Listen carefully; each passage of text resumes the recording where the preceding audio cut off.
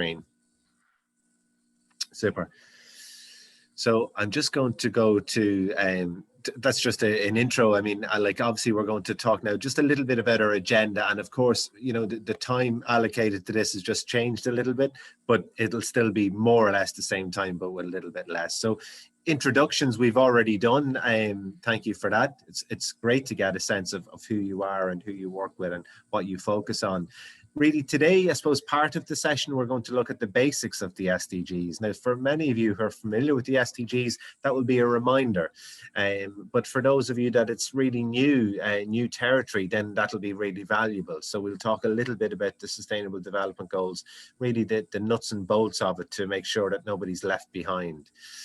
We will get into then a little bit more though analysis of the goals, and then we move on really to the second part of the session, and it's much more about the SDGs and their connection to city planning, both in terms of your city development plan, but also in terms of your LECP. We'll talk about some options that are available to you, some frameworks that are available to you, some tools that you could choose to use, and indeed suggest some stages for your consideration. And that's all it will be. I mean, I'm conscious that I'm not living in Galway, I'm not part of your community, but what I can draw attention to is other communities that have gone through similar processes, and hopefully that sharing will enable you to apply, I suppose, some tools that are really useful, some frameworks that are really useful, and absolutely feel free to ask as many questions as you wish as we go along. If there's any questions about that you require further clarity on, just shout, or indeed you can put it into the chat space, and I could ask maybe Jacinta or Anne just to keep an eye in the chat space in case there's questions coming up that people have articulated that I haven't seen.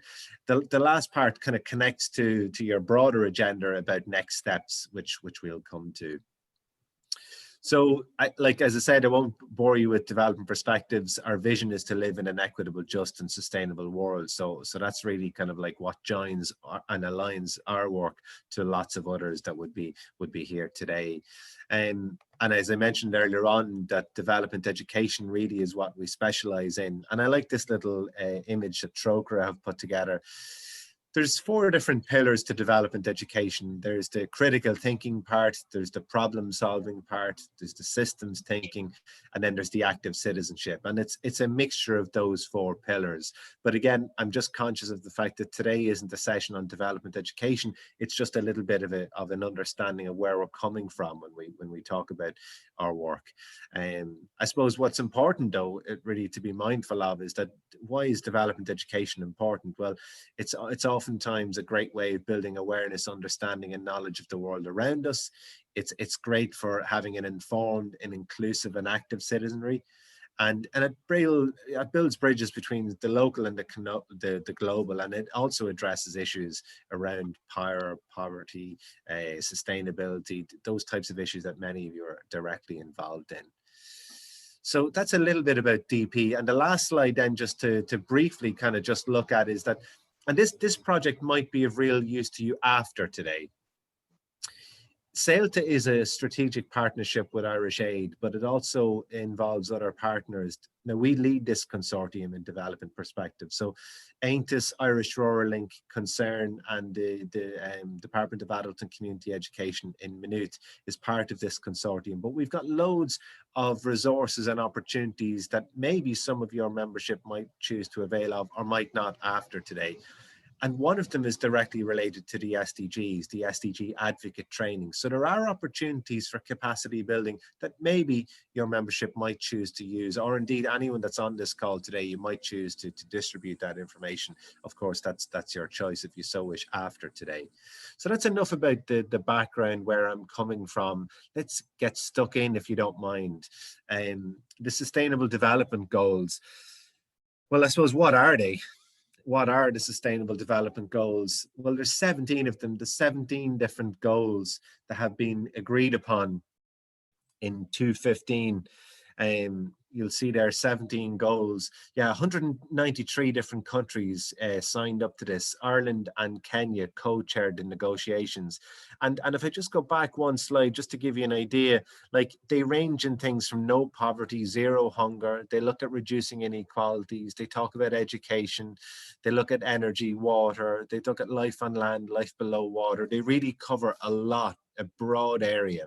Now, some of the critics, and I'm conscious when going through the people who are attending today, one such critique of the SDGs would be the lack of a focus on human rights. And it's an interesting observation, which we can talk about again, but there, of course, there are things left out of the SDGs. Now, what I'm not here to do is to try and sell the SDGs to you. I'm not trying to encourage you to put the SDGs everywhere in your work, but what I am, I suppose, interested in is using it as a framework that we can connect our work to if we so wish, and look at the interdependence between some of the goals. So it's yeah, there's 17, as I say. They're made up of a lot of different things. What's known as the 5 Ps, you see there: people, planet, partnership, peace, and prosperity. So they're often a simpler way of understanding the SDGs, the 17 goals. So to talk about people and to talk about planet is maybe a little bit more understandable than going through each of the goals individually. But none of them, I suppose, are more or less important, and that's critical. Goal number 1 is not more important than goal 17. They're not written in a hierarchical way. All of the goals are absolutely important. As I mentioned, like 169 targets, 200 plus indicators, oh my God, and to be achieved between now and 2030. So we're a good few years into the framework already. And maybe just some of the principles of the Sustainable Development Goals, some of the kind of key information to it. Between 2000 and 2015, there was the predecessor to the SDGs called the Millennium Development Goals.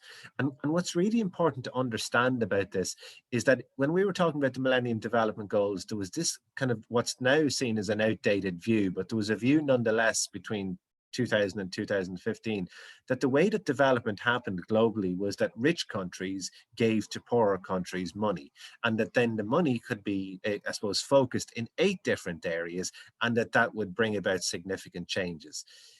The world has moved on, thankfully, from that worldview about development. Now we recognize that every country has got lots of challenges, but those challenges can be different in scale, and they can be very different because of the context they find themselves in. So now the SDGs really have taken, I suppose, this view that all of the goals are applicable to every country, and that countries have a responsibility to implement them within their own country and within other countries in partnership. So that kind of universality is really important, that it's the whole world rather than just a select few countries. And ideally, it's a case that every country does try to implement them within their own borders and outside. The SDGs as well, like they definitely grew from the 8 of the Millennium Development Goals into the 17 of the SDGs, and I suppose the interdependence between them is also critically important. I mean, those of you that are involved in issues around, let's say, gender, I mean, it's very difficult to address issues of, say, poverty, if you don't address gender. It's very difficult to look at quality education unless you address gender. It's very difficult to talk about climate action unless you look at life on land or life below water. It's very difficult to talk about ending hunger if, say, for instance, you don't have any kind of health system in place. So all of these goals are very interdependent, and that's really important, both at a local and a global level. And as mentioned to you just in passing earlier on, but it is worth noting that Ireland did take a lead in the negotiations around the SDGs. Ireland and Kenya, as I say, co-chaired the agreement. So that's just a little bit of key information. So the main things are 17 goals, 5 Ps, all countries signed up essentially, and that all countries are trying to implement it. And it started in 2015. And we'll begin to look more specifically at Ireland in a few minutes and talk about progress in Ireland. But I wonder if there's any questions or any requests for clarification that any of you have before we move into the Irish context.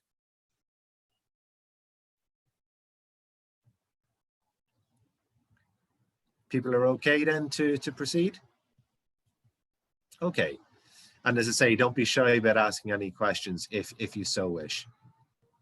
So really and this is ever changing, some of this. So that's important to keep in mind. You know, in the recent program for government, the SDG, the responsibility for delivering the SDGs, or for, I suppose, housing the SDGs, was ideally moved to the Department of the Taoiseach. As it currently stands, it's still in a different department, the Department of Environment, Climate and Communications. Now, that department, which Eamon Ryan is the Minister of, that changed in name only in the last year. So the SDGs were in that department, but then there was, I suppose, lots of work to move it to the Department of Taoiseach, but then there was a stall and it's still in that department. So it's still in officially that department, but actually with very little kind of accountability around who's doing it yet. And that's a big issue. The National Implementation Plan, the first one, now remember that the goals were signed off in 2015. I know that in our work in Development Perspectives, we've been tackling the goals since 2016, but sadly, there was no National Implementation Plan in Ireland until 2018. So 2 or 3 years into the goals before we had a National Implementation Plan. And truth be told, the first implementation plan was pretty weak. The areas of focus within that first plan was around awareness, participation, support and policy alignment. Where are we now? Well, we've got one of the lowest awareness rates of the SDGs in Europe, if not the lowest, which is really frustrating, because one of the key things that we need to do around achieving the SDGs is to build public awareness. To give you an idea of how low it is, the Eurobarometer study comes out periodically, and that has us at around any estimation between 1/3 and half of the public awareness of that of Finland. So to give you an idea of the scale of difference, that's I think most of you would be probably aware. If you ask most citizens, are you aware of the SDGs? And we've done that in Development Perspectives and have some research on it. Most people will tell you no, or what you're referring to might be the question. So that's a challenge. There is an information platform that captures all of the up-to-date data on the SDGs. So the CSO took a lead on that, but Ordnance Survey Ireland also were involved in it. So, and that's a really good platform. But when you see it, one thing will become apparent to you: it's not updated, and that's a big issue. You know, that's like, there's a section on upcoming events that's empty. But of course, there's loads of agencies doing lots of work on the SDGs, but the central implementation of it at government level hasn't really been grasped, sadly. There is a Coalition 2030. It's an alliance of over 70 civil society organizations working together to achieve the SDGs. And again, they went through their own changes, but there is a coalition that is active there. They've got a really good work plan, it seems, for this year. And again, I can provide you with the links to what it is they're doing there. Some of you are involved in the coalition's work. And then lastly, some research that I'm going to show you. Social Justice Ireland, which is a reputable organisation that some of you again will be familiar with. They collect data yearly on the SDGs, and in 2020 they ranked Ireland 10th, you know, out of the EU 15. Now I'm going to show you some of that data. As I mentioned, there's 17 goals, so there's a lot to be looked at. But so Social Justice Ireland linked up with a few well-known academics and did this piece of research. And so essentially what we're looking at is the following: is that when it comes to the SDGs, if it was achieved, it would be in green. So no surprises. It's nothing in green, which isn't really necessarily a huge problem in and of itself, because obviously these are to be achieved by 2030. But what we do see is that major challenges remain in 4 of the goals. Major challenges. So partnership for the goals is a big one. Recognizing that people can't achieve these goals on their own. Life on land, life below water, and then responsible consumption and production. They're the four goals that Ireland as a country collectively has got major work to do. A lot of that ties into things around climate action, but certainly from the environmental end of things, Ireland is doing really poorly on the SDGs, but it's doing not so bad in others, and that's important. So, you know, education, quality education. There's some challenges, but Ireland's doing quite well in relation to that. again, good health and well-being, which again, people will have different views on this, but in comparison to other countries, not so bad is the kind of result. Still work to do, but yeah. I'm just going to show you here just the economic pillar. And again, the SDGs, they refer to sustainable development. So there's 3 pillars within sustainable development. You've got your economic pillar, you've got your social, political, and you've got your environmental. If we look at the economic end of things, out of just the EU 15, because these are probably the best comparators in terms of looking at how other countries are doing. Well, Ireland is kind of medium, you know, it's not too bad. It could be worse. It could be, you know, in this case, Greece or Portugal, but it could be far better. It could be Denmark or Belgium. Obviously, this was taken realistically at the start of the COVID crisis. So things could have changed dramatically for many countries, but that's an issue in and of itself. These dates or this data needs to be updated. 2020, it seems like a world time ago that yeah, things have changed. This is the kind of societal, kind of like political pillar. And again, Ireland is quite middling in this. It's probably the better one though. And again, if you look up to the top of the framework, you see Sweden, Denmark, Finland, Netherlands, and then at the bottom, Greece, Portugal, Spain. So Ireland again is a little bit further up than the economic end of things. But then if we go to the environmental end of things, and this is quite a frustrating one for those of us that are involved in this type of work, Ireland's at the bottom. The former Taoiseach, the current Taoiseach, said that Ireland was a climate laggard, and he's right. You know, there is no doubt that when it comes to climate and environmental issues related to the SDGs, that Ireland is performing really badly, and no sign of improvement. So that could be updated up till this year, but it's the scale of the depth of the challenges.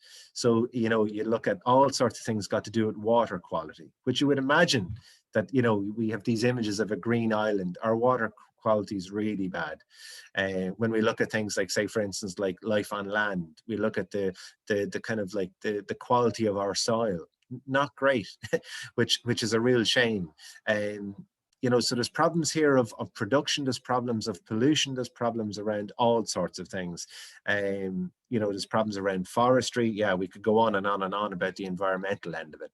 So essentially what we're talking about is that when it comes to the overall scale of things, each of these then are measured in and of themselves. And really what we see is that, you know, Ireland does okay when we talk about jobs and economic growth. Yeah, but that's oftentimes a mantra, you know, as if it's modernization, economic growth, you know, is the answer to everything. As I mentioned earlier on, it's just simply not from a development point of view. If money was the answer, then lots of other countries would have cracked many of these different challenges. It's not. It's part of the solution, of course. Yeah, I didn't like the quote from Bill Clinton, but he did say at one stage, he said it in Dundalk, so that's why I'm using it, that money isn't everything, but it's up there with oxygen. It reveals an ideology, if you like. And within development studies, which is what my background is in, I worked as a lecturer in development studies for 16 years. There's actually very little evidence that economic growth in and of itself has many positive dividends for society more generally. But the idea that it does is you know, hegemonic. It's ever present. And that's the important thing. As Joseph Campbell once said about stories, it's not whether or not they're real that's key, it's whether or not you believe them. So there's many kind of like stories that we believe is true, but there's no factual evidence to back it up. We see here when it comes to factual evidence that on the environment end of things, whether it's clean water and sanitation, you know, life below water, life on land, we're doing really badly. And yeah, that's a real shame. So before we get into now the specifics of the city planning and what the SDGs can afford us the opportunity or possibilities with, is there any questions on Ireland's positioning in relation to the SDGs?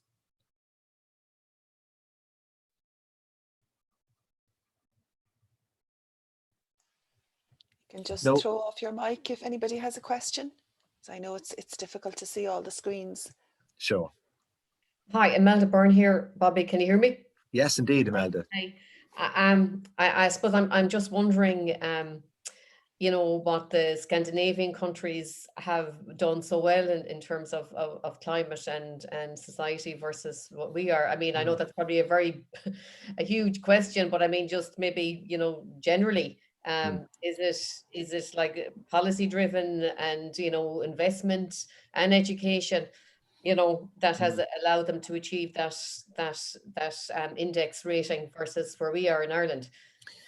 Yeah, I mean, it's a great question, and in many ways it's a conundrum, but it's a conundrum that we have lots of kind of like parts of the puzzle to, if you like, Imelda. We do have a lot of things that we know of from different countries that are really important. One is that, like, in terms of public awareness, that's key, that actually that you need to drive public awareness of the goals in order for further achievement to happen. And I'll come back to that later on.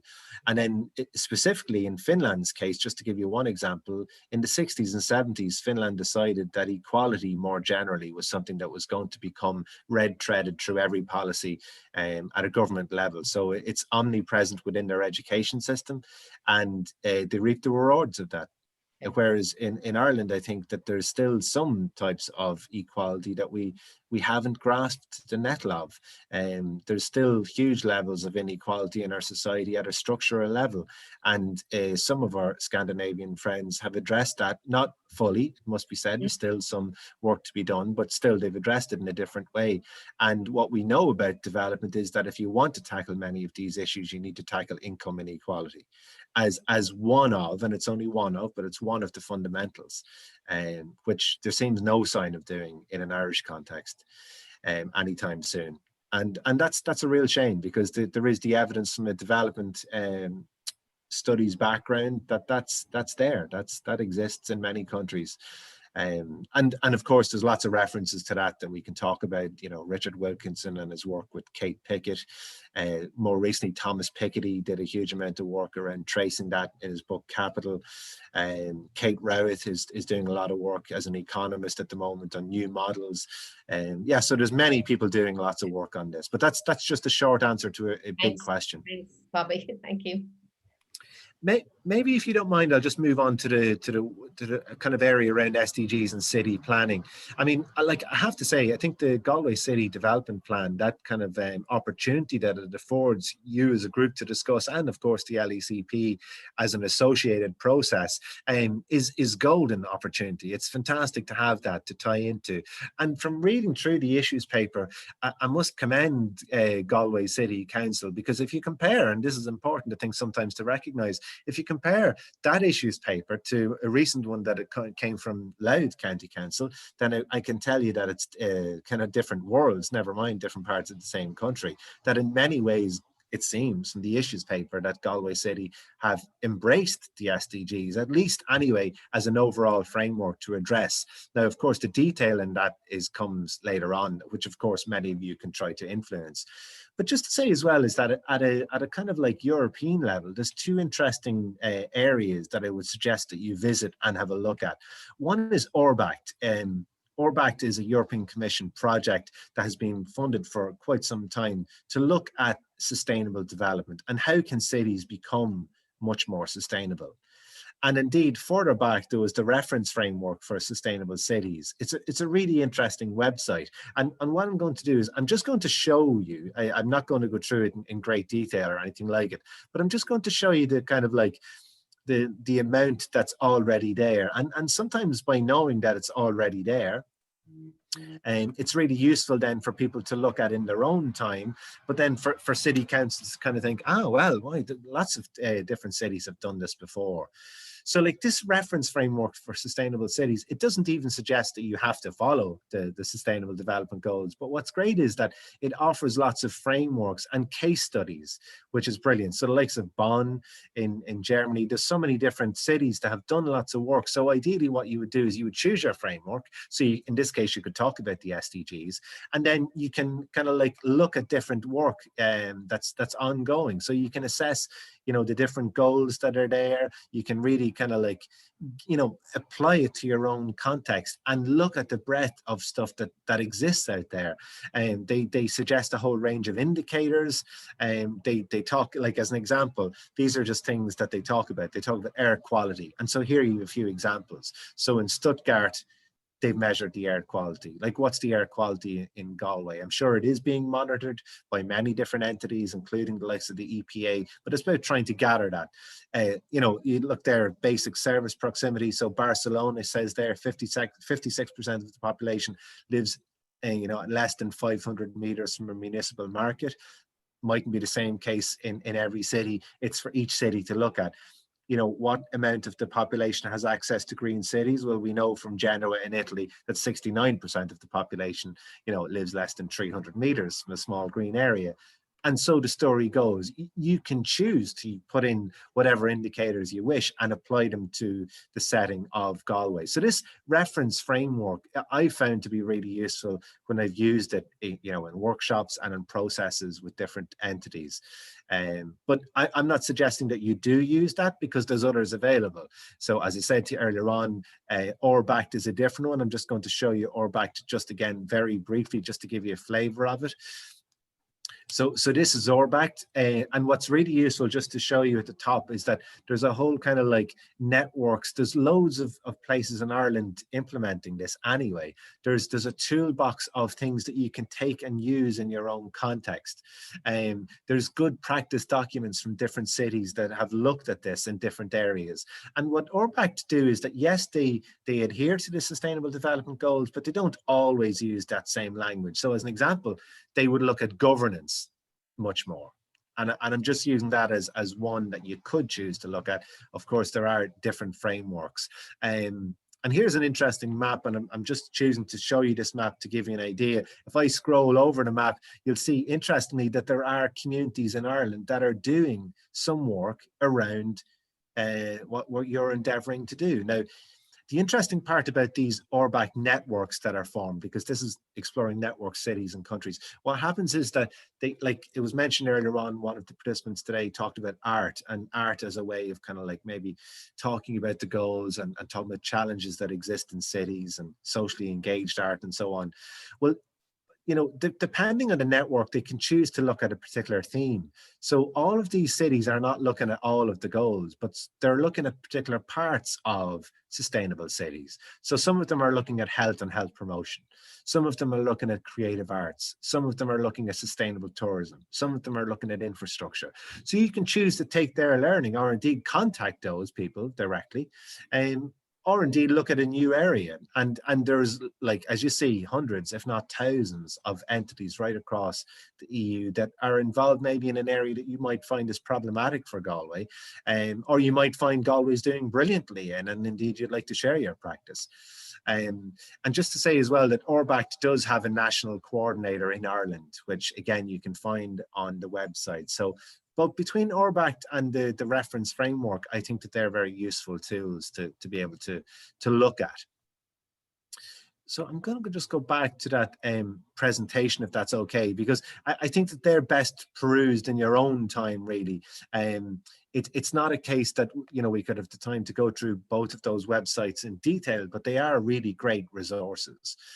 If I was to synthesize them and to try and take from them, which I've done, there's 4 areas that I would suggest to you. The first area is a raising awareness of the goals. We know that that there's a low awareness rate of the SDGs. So that's a kind of a little bit of a starting point for any process around trying to integrate the SDGs as a planning tool, if you like. You'll see then that there's the kind of like, there's the establish the SDG agenda, like local stakeholder groups. And in fairness to you, this could be the local stakeholder group, or you might choose to have another entity or to broaden this one. But certainly establishing an SDG agenda is regarded as the second step. So the first one is raising awareness of the goals. The second one is establishing that agenda, which it seems you're already doing a good job on. The third one then is the prioritization of the goals and targets. And this is where there's much more citizen engagement needed in any process. And this is often a kind of a blind spot for many entities. So let me give you this as an example. A public consultation to a development plan gives the impression that anyone can just take part. But we know from development processes that that's not actually the case. The opportunity maybe for some even to know about the consultation may not be there. The actual, you know, the way of doing it may not be there in terms of IT. So what oftentimes is argued from a good practice and development point of view is that people are engaged you know, in group work, in consultations, that they're kind of workshopped, you know, with different groups of citizens. So say, for instance, there's lots of marginalized groups that some people could choose to work with in order to get their opinion on what are their priorities, goals and targets. So, and again, it's great to get an idea of what, say the Chamber might think, the Chamber of Commerce might think around goals and targets, and to recognize and to understand that's different, say, for instance, than if you were to do it in, let's say, the university, or to do it in the Human Rights Centre, that there will be a different prioritization of goals and targets, but to try and take some of that and then present it to the local authority, to the city council, to the different entities that are there, is really valuable work. And it's in ORBACT and the reference framework that is really kind of like suggested and hammered home, that oftentimes that step is skipped, that what you have is just that people can send an email or a document to, and that's viewed as a consultation. Well, it could be true to say that in some cases, you know, certain people may have more weight to their opinion than others, and that's not to say that that is the case in every situation, but I think it's to be guarded against. Remember, what we're trying to do as part of the SDGs is trying to ensure that no one is left behind. That's one of the taglines that's attached to it. But how do we do that in practicality? Means that we be much more inclusive of groups that we engage with and of the citizens, you know, in the fullest sense in our communities. And the last part in terms of the SDGs and planning is around that implementation plan, but also the creation and delivery, and then the monitoring and evaluation.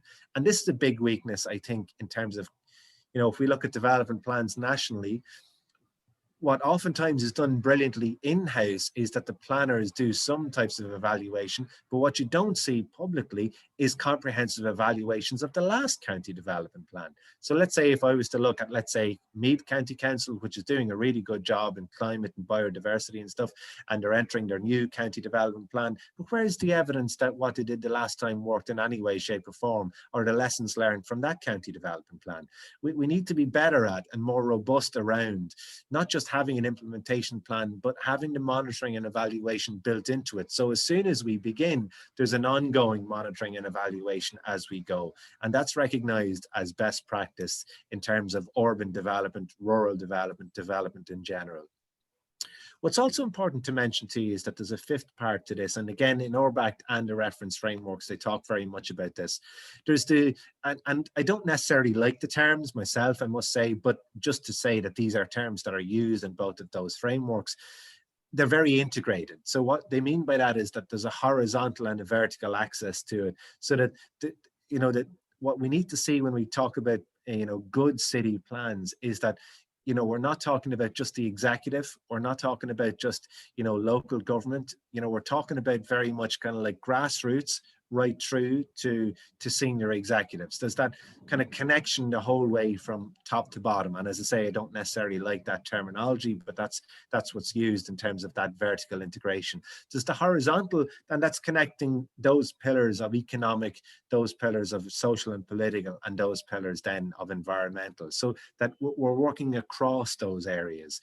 And again, you know, if I was to be critical, oftentimes lobby groups do a great job of he or she who shouts loudest gets heard. I mean, if we think about the last couple of months in terms of COVID, some lobby groups are just shouting and they're getting their voices heard. What's interesting is that that's different to the research, because the research would tell us different messaging that often we hear in our media, because access to the media is built on still that idea that like it's who you know, and the context around PR and getting your voice heard on News Talk and Today FM and RTE and all the rest of it. Whereas those lobby groups have got key access points, so we're always going to hear from certain sectors. We don't always hear from certain other sectors that don't have a PR machine behind them, don't have that access, but yet their views are reflected when we do more kind of research around the country. So that's that kind of like horizontal and vertical integration.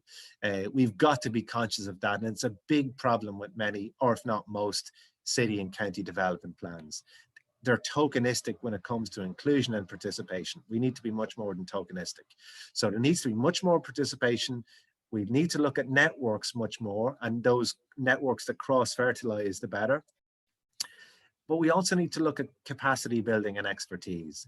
And that's where I think we could look to working in partnership with others. There's lots of entities have capacity around these issues so that they could work together and to involve some expertise. So if you're dealing with, like, say, for instance, you know, life below water, well, I would certainly suggest involve the university in Galway in some of these discussions. I mean, they've got a brilliant research centre around that, around water and marine. So that's really key. It's a coastal area. You know, it strikes me as something that would have to be done in terms of like looking at life below water. That expertise sits there, but of course you've got 17 goals, so you've got different expertise in lots of different areas. If you're talking about, like, you know, decent work and economic growth, then the likes of the chamber would be great in terms of expertise. If you're talking about quality education, then of course it would be great to have some of the teacher unions involved. If you're talking about partnership for the goals, you know, who's left out?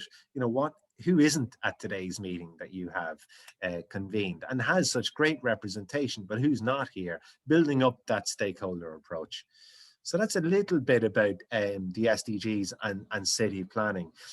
Before I go to possible next steps, I want to pause here and just ask you just to invite any questions that you might have.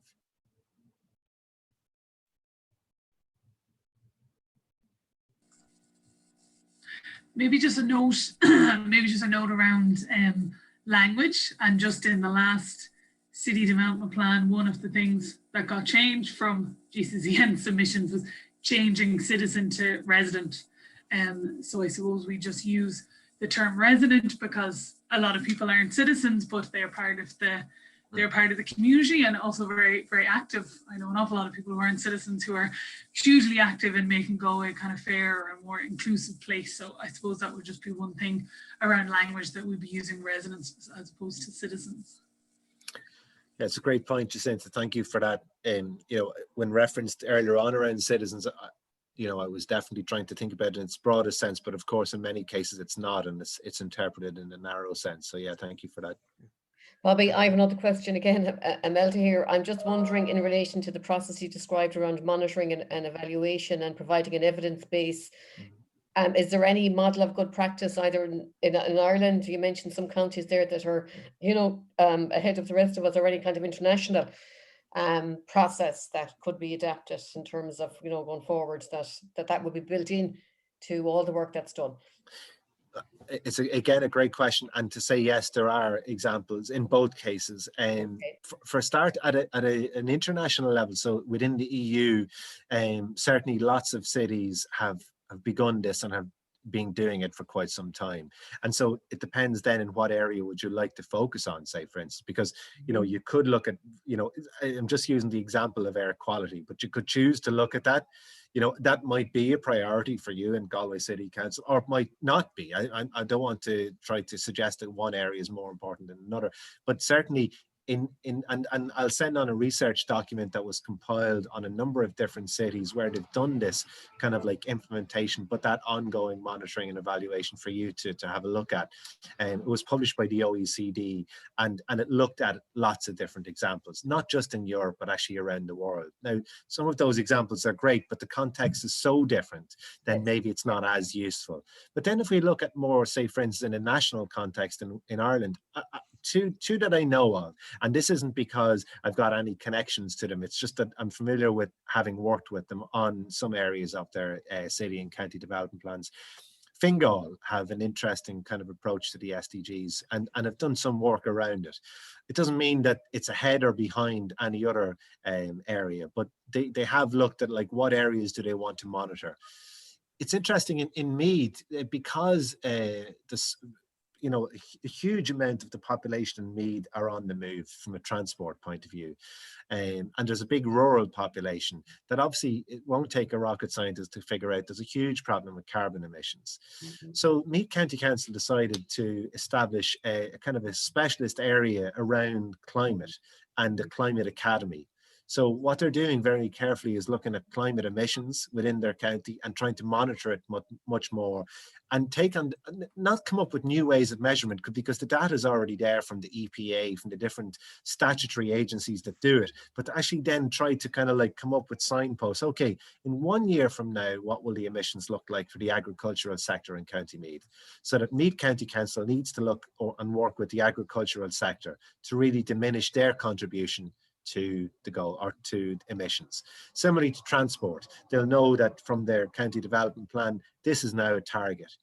And so they really try to work on the goals. And as I say, it's not perfect, but I definitely think it's a good example. Caroline Corrigan there has done Trojan work. And again, I'm sure Caroline wouldn't mind me sharing some of her details with both Anne and Jacinta. And then I'm sure she would be open to sharing Meath County Council's experience and approach, because each county will take a different nuanced approach, and that's absolutely fine, because the context will be different. Thanks very much, Bobby. Thank you. Bobby, can I come in? Sorry, Neil McNeilis. Hi, and thanks very much so far. Quick question. I suppose the change with the development plan at the moment. So we've now gone out for the first part of the consultation process. It's 100 weeks. And it's gotten lost because of the COVID. So it's important that absolutely everybody really, this is, I believe, is the most important part of the development plan is creating the vision for the city. And this is my third development plan. And you're right, by the way, is later on it gets really messy, because those that shout the loudest start about rezoning, and they're not interested about the real heartbeat of the city. And in the past, I remember we fought to actually get included that Galway become an LGBT friendly city, along with being, you know, on paper that we were a green city, an elderly friendly city, a disability friendly city, child friendly city, and all that was included in there.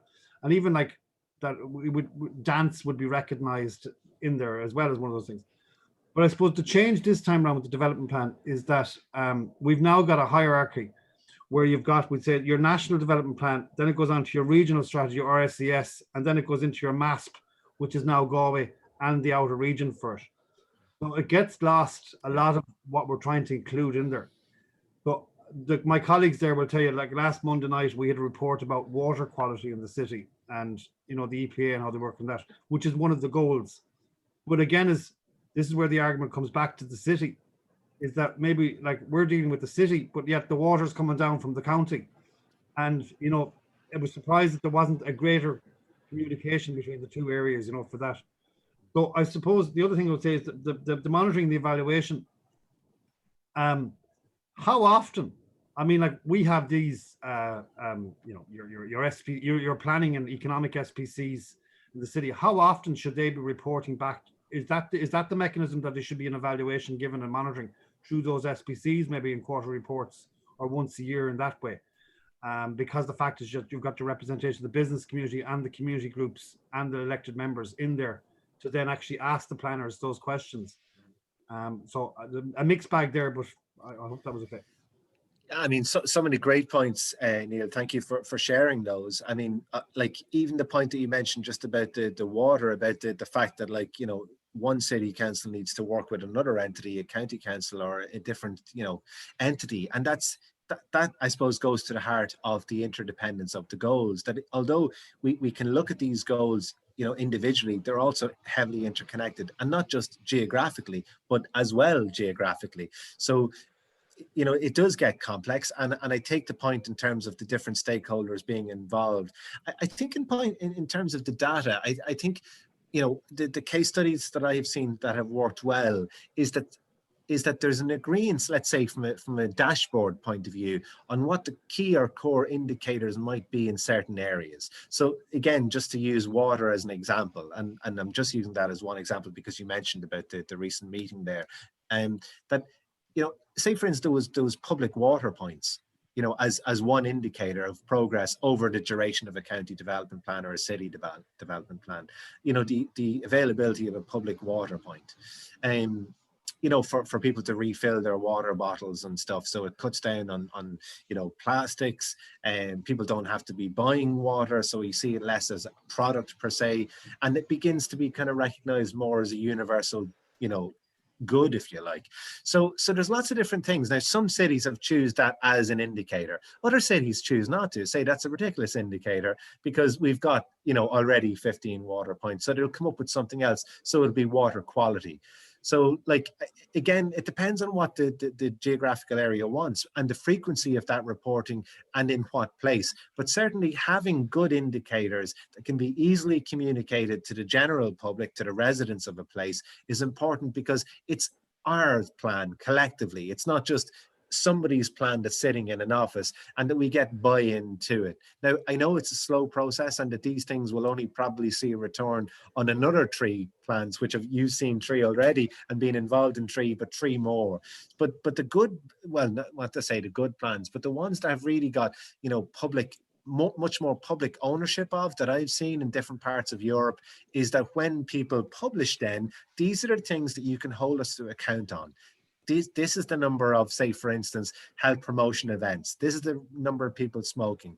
This is the number of people who own bikes in the city. This is the target. This is where we're going in terms of like quality education. This is income inequality. As an example, I'll just use one in Drogheda that I'm familiar with. There's 2 regions on the same side of Drogheda that have been recently kind of experiencing lots of gang violence. Lots of it made its way into the media. But interestingly, there was some work done on, you know, income inequality in both of those areas. So now it's become kind of obvious to the local elected representatives that actually there's a huge disparity in income inequality in one of those areas that doesn't exist in the other. And they can begin to quantify it and address it and say, actually, we need to, from good research around the world, around gangs and violence and drug crime, we need to lessen this level of income inequality. Here is what it is currently. Let's make that information public so then the public can hold us accountable on lessening that over the next 5 years. And without making that data public, will people be held account? It's less likely. I think Bobby, sorry, Brendan, please go on. Okay. No, Bobby, Brendan Mulligan here. What I'd like to see is that the SDGs would be adopted as a framework that the city development plan would be framed around, and that every policy in that development plan would have to show how it's going to deliver on each of the SDGs. Do you think that's a realistic approach to the city development plan? Completely. Like it's actually quite easy when you look at GeoHive, that data resource that I mentioned earlier on, and if you marry that against any city or county development plan that's in existence at the moment, that can be done. It takes a little bit of time for sure, and I saw some of your own work in terms of, like, you know, trying to align some of your own work to the SDGs. So it's more than realistic. The question is that, you know, do people want to? Is there a desire for people to do that? I think it's very realistic, and indeed, Brendan, other places in Europe have done it. Like, it's not that it's new. They've done it 2-3 years ago. The goals came in 2015. Some cities in 2016, 17 began this, and are now at the stages of being able to report on their progress. And that data is beginning to be available. So not only is it realistic, it's already being done. That's great, Bobby. Thanks very much. Just very quickly, Bobby, and I suppose just to bring people up to speed in terms of the city development planning process, in terms of GCCN's and indeed Galway City Partnership's intentions around that. We have a series of workshops arranged that reflect the themes in the issues paper, and then we will also be doing a number of local workshops, in particularly in the marginalised communities, and then with different groups like people with disabilities, older people, and others that might have a particular interest. And those will be rolled out over the next while. The invitation will be going to the councillors to attend those meetings today, and all GCCN members should have already got those invitations. And if you didn't, they're all on our website. But just to very, very slightly disagree with you, Bobby, around the reference to the SDGs in the issues paper for Galway City, and we met with the planners last night to talk about some of the issues around this. There's just a statement of what the SDGs are, and I think last night we encouraged the planners, and we would be encouraging the councillors to re-encourage the planners to go much more in depth in relation to using them as a very practical tool, and maybe that might be part of our discussion around next steps. It's great, Anne. Yeah, no, absolutely. Hi, Like sorry, Barbie, could I ask something, like for the conversation in general, for the development plan from young people point of view? So how can we have young people meaningfully involved in that? Because, we have Colin and Og, and we do have, all the different, youth organization. We do a lot of consultation with young people. So as a youth worker point of view, I consult with them a lot, but then they don't see the next step. Okay. So how can we not just tick box, that we have consulted young people, but actually how they can be meaningfully involved, particularly in the new development plan, because it will be very meaningful for them to practically see the difference that they can do in their city. Thanks. Yeah, it's a great question. I mean, that's the point I think about the consultation, that it needs to move past consultation of only a limited number of options, but actually something much more meaningful, but then not just a meaningful consultation. So in this case, the youth workers and youth work organizations, of course, are key in relation to trying to work with young people to gather that data.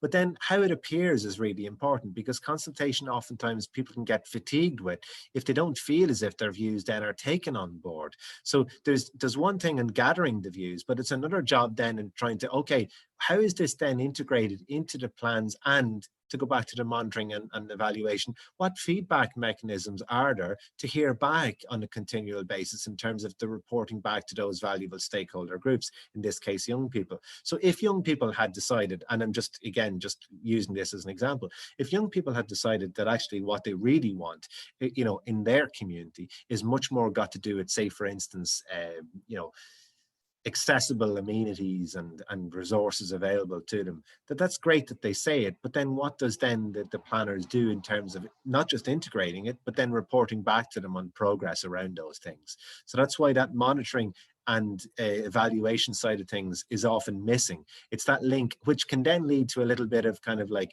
people being skeptical and people saying, oh, I did this before, I filled in that form again, and different groups becoming disenfranchised, which is a real risk. And it's something that we need to guard against in development processes.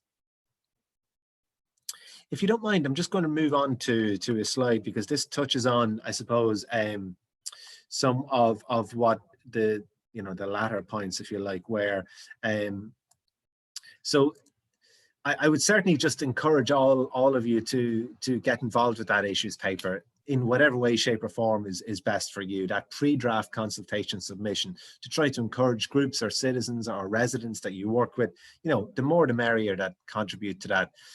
I would encourage you to explore and examine the Orbacton reference framework websites. I'll have those links there for you in the document, and I think that you'll find a whole treasure trove of stuff. You'll also find lots that isn't relevant to you. You'll also come across examples that you'd prefer not to read, so which is fine. I would encourage, again, that kind of building on your multi-stakeholder approach, which is admirable, it must be said, from an outside perspective, looking at what GCN or GCCN are doing. It's great. But it's also true to say that you can build on that multi-stakeholder approach and doing more of that engagement. I would say, and it's a possibility to that maybe Anne had touched upon in terms of some of the workshops that are in the pipeline, but certainly with different groupings, to host a few workshops that are participatory, that involve people around helping them identify what the prioritization of goals and targets look like, so that they're kind of designing a future city. They're designing this vision of what Galway looks like in 2029. They're really talking about it in future terms and not worrying about how do you get there, but actually what does the future look like, and then working back from that. How do you get there becomes the development process, but the visioning is really important.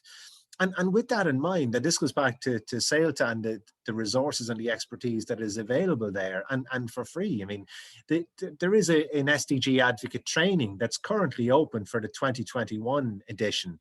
So at the moment, right now, SAILTA is looking to recruit 26 people from across the country, and you see the little promotion flyer there to the right. To really be advocates for the SDGs. And like, I know who a lot of those advocates are from last year, and they're powerhouses. They're doing fantastic work in different communities right across.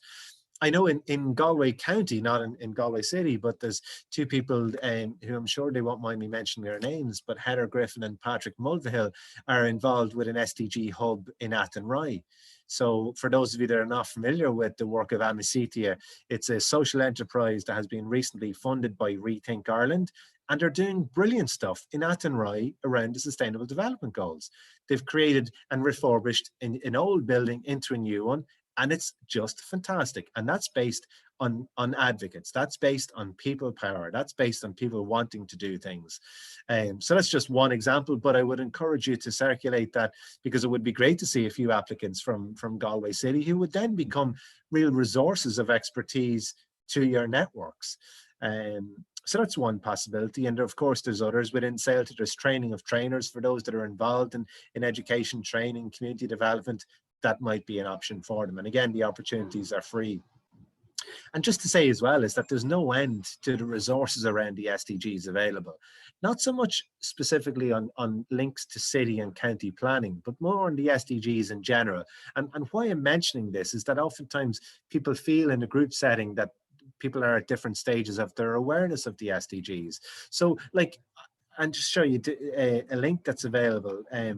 Like on the top link that I show you there, there's 17 up-to-date SDG information packs on the goals. So you can click on any one of those goals and really find videos that might be of use, research that might be of use, you know, to really inform yourself about that goal. Of course, that doesn't mean that like everybody's on the same page. Other people have a very thorough knowledge of the goals and won't need to do that. But then maybe you're involved, as some of you are, in youth work or community development.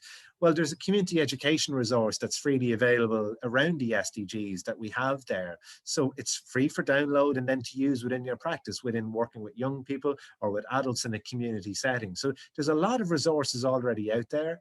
There's a lot of expertise already out there. There's lots of cities that have done this type of work before, and there's other places within Ireland that are trying to do a lot of this, you know, so to reach out, I think, is really important. And lastly, just to say that kind of idea that I think Brendan mentioned earlier on around trying to get, you know, the council to take on board much more wholeheartedly, and similar to what Anne mentioned there, but maybe the planners only have it in a particular way, but to embrace the SDG challenge, to really take it upon us all as a challenge that we can really work towards both individually and collectively. So I'll pause it there. I'm conscious of time. I know you've other business, so I'll see if there's any other questions that you may have for me, and then I'll wish you best wishes. And of course, I will send this slideshow on to Anne and Jacinta for distribution with links.